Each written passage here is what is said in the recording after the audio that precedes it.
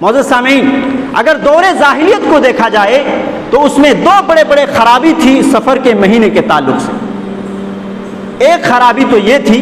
ماہ سفر کو اپنی مرضی سے ذاتی مفاد کے لیے وہ ایک دوسرے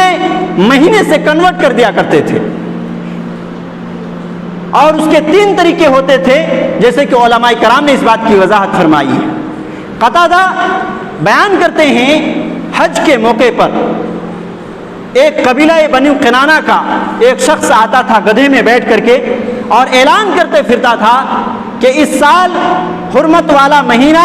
محرم کا مہینہ رہے گا، سفر کا مہینہ نہیں رہے گا۔ پھر وہی شخص دوسرے سال اعلان کرتے پھرتا تھا کہ اس سال حرمت کا مہینہ سفر کا مہینہ رہے گا، محرم کا مہینہ نہیں رہے گا، جبکہ اللہ رب العالمین نے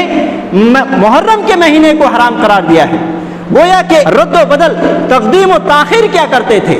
ایک کو پیچھے کر دیتے تھے اور پیچھے کو آگے کیا کر دیتے تھے۔ علماء کرام نے دوسری وضاحت یہ بیان کی ہے کہ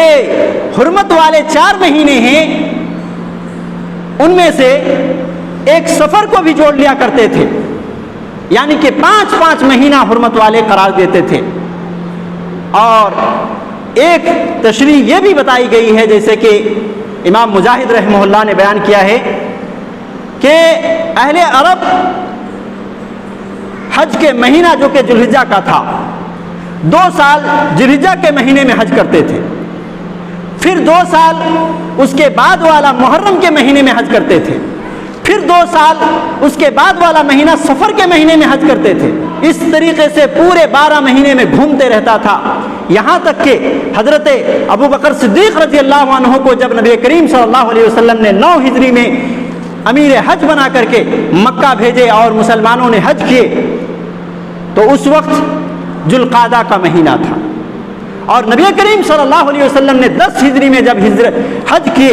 تو اس وقت ذوالحجہ کا مہینہ تھا، اور اسی موقع پر اللہ کے رسول صلی اللہ علیہ وسلم نے اس بات کی وضاحت فرمائی تھی، آسمان و زمین کی تخلیق کے وقت جیسے مہینوں کی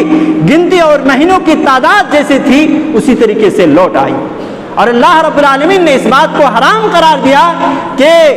وہ لوگ نسی سے کام لیں، یعنی مہینے کو تقدیم و تاخیر کریں، اور اللہ رب العالمین نے فرمایا انما النسیء زیادۃ فی الکفر، یہ نسی کا کام کرنا، مہینے کو ایک دوسرے پر کنورٹ کرنا، آگے کے مہینے کو پیچھے کر دینا اور پیچھے کے مہینے کو آگے کر دینا، یہ کفر میں زیادتی کا سبب ہے۔ یہ سورہ توبہ کی آیت نمبر 37 ہے۔ لہذا اس طریقے سے اللہ رب العالمین نے مہینوں کی تعداد رکھی ہے، اور جس طرح سے اللہ رب العالمین نے حرمت والے 4 مہینے قرار دیے ہیں، ذوالقعدہ، ذوالحجہ، محرم اور رجب کا مہینہ، یہی 4 مہینے جو ہے جس سسٹم سے اللہ رب العالمین نے بنایا ہے اسی سسٹم سے رہے گا۔ معزز سامعین، دوسری خرابی زمانہ جاہلیت میں یہ تھی کہ سفر کے مہینے کو منحوس قرار دیتے تھے، اور اس کی وجہ بھی یہی تھی، ان کی اپنے ہاتھوں کی کمائی تھی۔ معزز سامعین، جی ہاں، ان کی اپنے ہاتھوں کی کمائی تھی، اور اسی چیز کو اصل وجہ تلاش نہ کر کے سفر کے مہینے کو منحوس قرار دیا کرتے تھے۔ وہ کس طرح سے کہ وہ سفر کے مہینے میں جنگ و جدال کے لیے، لڑائی کے لیے نکل جاتے تھے، اور ہم اور آپ اچھی طریقے سے جانتے ہیں کہ لڑائی میں یا تو جیت ہوتی ہے یا ہار ہوتی ہے۔ اگر ہار ہو تو ایسی صورت میں آدمی اپنے بیٹے کو بھی کھو دیتا ہے، اپنے رشتہ داروں کو بھی کھو دیتا ہے، اپنی مال و دولت اور پراپرٹی ساری چیزیں کھو دیتا ہے۔ گویا کہ اس طریقے سے اہل عرب کو نقصان ہو رہا تھا، اپنے بیٹے بھی ختم ہو رہے تھے، مال و دولت بھی ختم ہو رہے تھے، اور انہی چیزوں کی اصل وجہ نہ دیکھ کر کے اس مہینے کو منحوس قرار دینے لگے کہ اس مہینے میں ہمارا نقصان ہوتا ہے۔ یہ نہیں دیکھے کہ ہم لڑائی کے لیے نکل رہے ہیں اور لڑائی کر رہے ہیں جس کی وجہ سے نقصان ہو رہا ہے، بلکہ انہوں نے صرف نقصان کو دیکھا اور منحوس قرار دینے لگے۔ لیکن نبی کریم صلی اللہ علیہ وسلم نے اس بات کی خوب وضاحت کرنے کے بعد کہ یہ سفر کے مہینے میں کوئی نحوست نہیں، اس کی وضاحت کے بعد، اس کی حدیث انشاءاللہ پڑھیں گے آگے چل کر کے، اس کی وضاحت کے بعد مسلمانوں میں صحیح عقیدہ آ گیا، دن بدن آگے بڑھتا گیا، سالوں سال گزرتے گئے، یہاں تک کہ آج 1450 سال گزرنے کے بعد بھی مسلمانوں کی وہی حالت ہے جو 1400 سال پہلے نبی کریم صلی اللہ علیہ وسلم کے سمجھانے بجھانے سے پہلے زمانہ جاہلیت میں جس طریقے سے عقیدہ رکھتے تھے سفر کے مہینے کے تعلق سے، اس کی نحوست کے تعلق سے، اسی طریقے سے آج مسلمان رکھ رہے ہیں۔ مسلمانوں کے اندر آج دیکھیں تو سفر کے مہینے میں وہ خوشی کے کوئی تقریبات نہیں کرتے، سفر کے مہینے میں وہ شادی اپنے بیٹے بیٹیوں کی نہیں کرتے، اسی طریقے سے اپنے بیٹے کے ختنے نہیں کرتے، اور کوئی بھی خوشی کے جو مناسب ایام ہوتے ہیں یا وقت ہوتے ہیں وہ خوشی نہیں مناتے۔ حتیٰ کہ اگر بیٹی نئی نویل دلہن اگر بنتی ہے تو ایسی صورت میں بھی ان کو میکے میں چھوڑ کر کے آتے، اور سفر کے 15 دنوں کو بڑا منحوس سمجھا جاتا ہے، اور ان دنوں میں عورتیں اپنی میکے میں گزارتی ہیں، اور خصوصی طور پر ان میں 13 دن اور زیادہ منحوس سمجھا جاتا ہے۔ اور یہ بھی بیان کیا جاتا ہے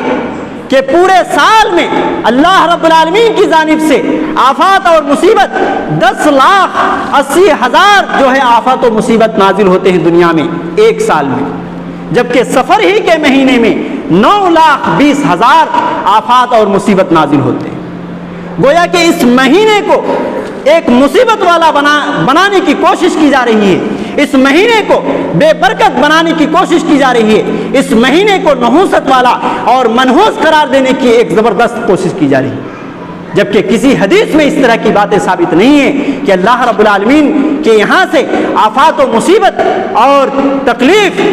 10,80,000 پورے سال میں نازل ہوتے ہیں، اور اسی مہینے میں ماہ سفر میں جو ہے 9,20,000 آفات اور مصیبت نازل ہوتے ہیں۔ کوئی حقیقت نہیں اس کی، کوئی اصل نہیں۔ معزز سامعین، ہمیں صحیح عقیدے کے ساتھ جینے کی اللہ رب العالمین سے توفیق چاہنا چاہیے۔